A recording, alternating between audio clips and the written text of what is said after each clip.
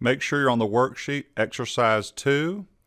If you notice, we have a header row in row 1, and if we scroll down, the header row is no longer visible. Also, I've already created a pivot table over here in column I and column J, so just watch me for a second. Notice Art Vandelay's 415,000. I'm going to put Art Vandelay in. I'm going to make the invoice amount 55,000. That is what's being summed up in this pivot table. When I right click in the pivot table to refresh, it still says 415,000 because it's a data range, the pivot table is not automatically updating. So let me remove this and delete it. I'm going to click back in my data range and now follow along with me. So let's do Control T, click OK to create our table. When you create the table, let's go up here and just turn off the filters. Table Tools Design.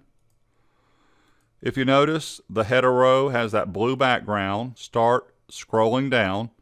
And one nice feature about tables is header rows automatically, you don't have to go to freeze panes. The header row will automatically show up. Go down to C62, put in Art Vandelay, and put in the invoice amount of 55,000. Tab over.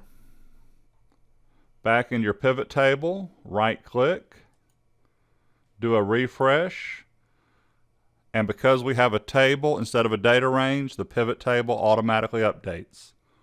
Another nice feature I love about charts, and this is one of my favorite features, is called a calculated column. Column E has invoice amount, column F has cost. Go to G1, and let's figure out what the profit is. It's going to be equals E2, which because we have a table, it automatically named that invoice amount, minus F2, and when you press enter, there is no reason to autofill. The table will take care of it. So if you look in column G, everything is perfect. The header row is repeating.